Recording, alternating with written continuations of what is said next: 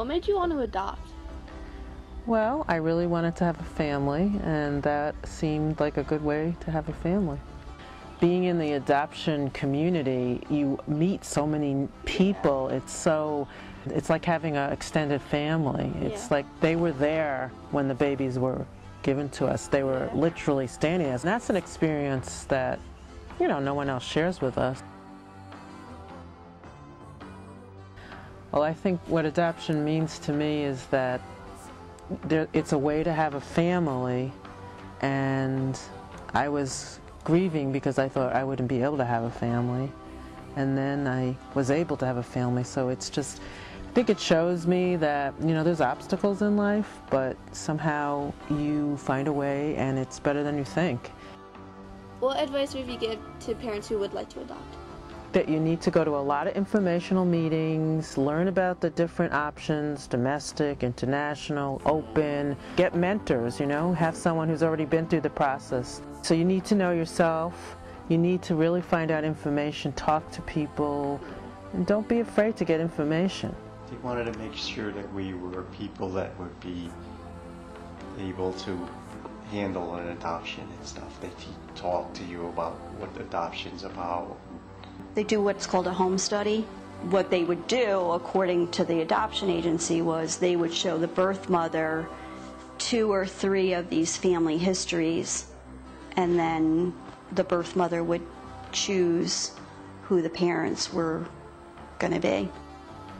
You should also tell people, like, not to be afraid of challenges, because, like, you will face challenges, like answering, like, your kids' questions, or, like, just dealing with issues that, like, you never dealt with.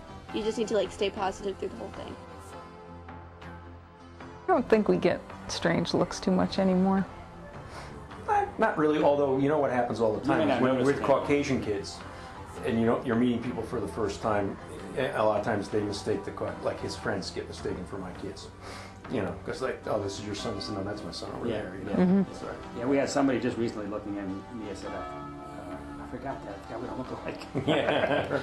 I think people sometimes, because our kids are really night and day, and people say, you know, sometimes they're not sure if they're biological siblings, and then I usually ask people, do you have siblings? Are they your biological siblings? Are you all exactly the same? And then they say, oh, I guess not, you know.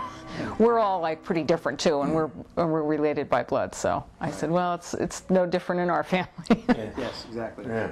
I don't know about you, and the comment about how much or how you feel about them today or on a daily basis, or whatever, to me, she's just a daughter, just like anyone. I don't think about it anymore. Right. And I think the same is for her too. She's just a teenage girl in America. Oh yeah.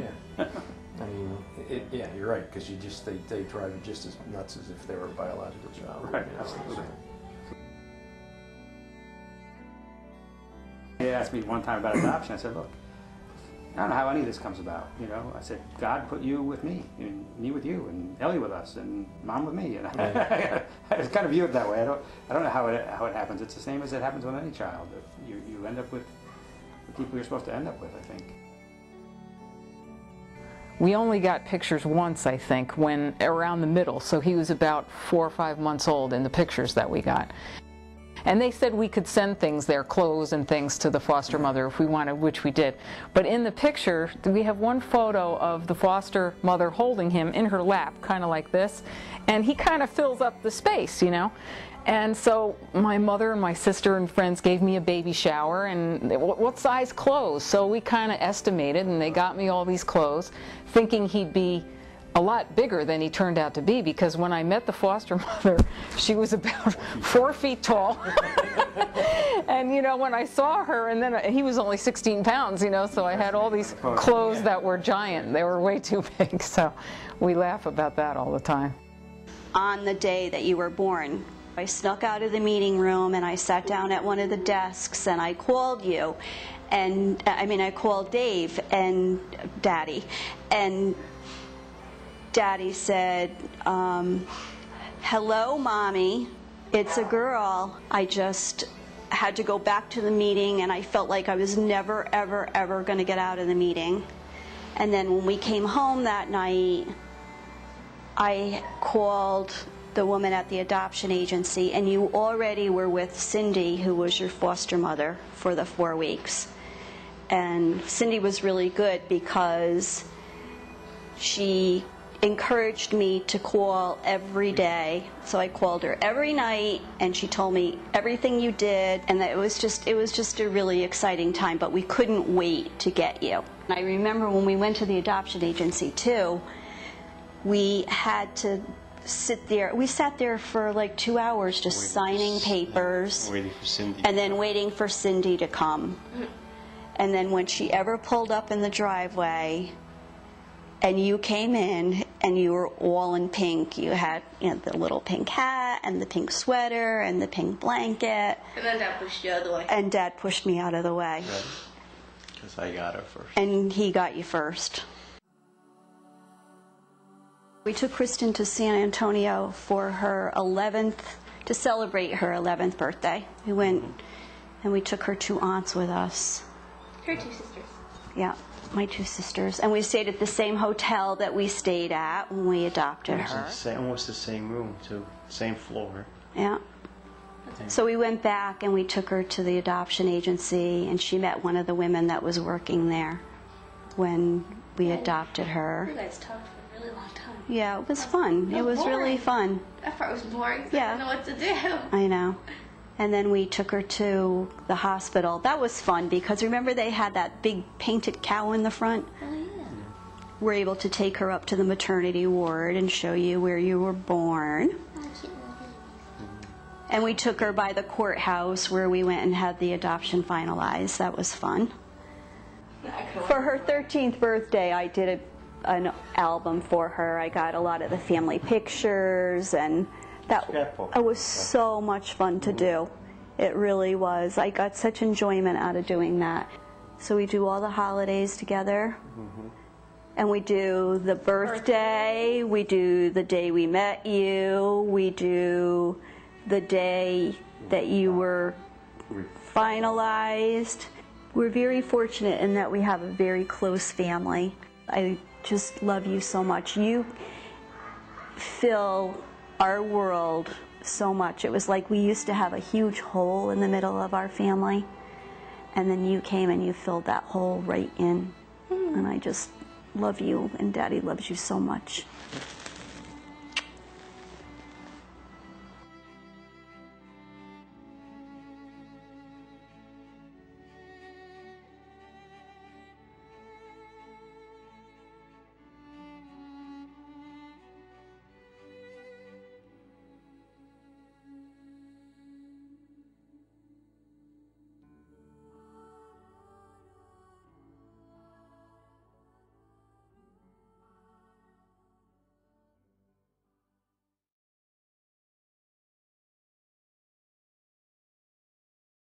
My sister's adopted too, but she looks, and she's Hispanic too, but she looks a lot less. Like me, which is good looking. No, she looks a lot lighter. Go through you guys. Action. What are the stereotypes in adoption? Dr. Phil thinks that all kids who are adopted have mental disabilities. Dr. Phil thinks that all kids who are adopted have mental disabilities.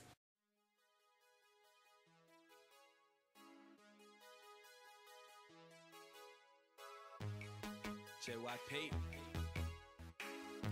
and the Wonder Girls, we're back.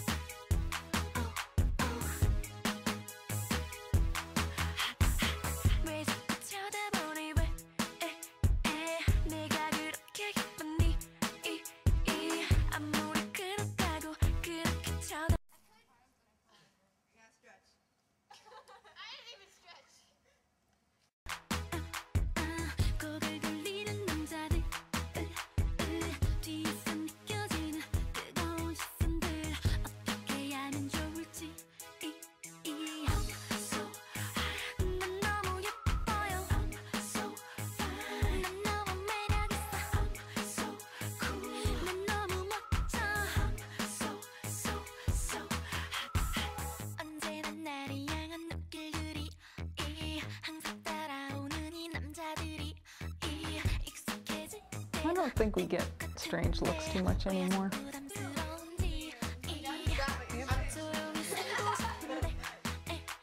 So we said okay, and bing bang boom.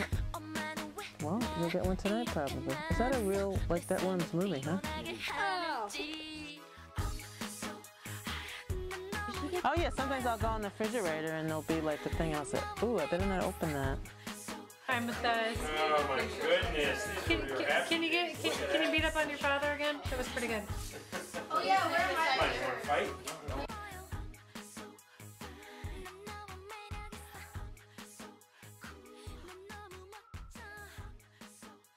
Have you seen Liv? Could you tell them, Lisa?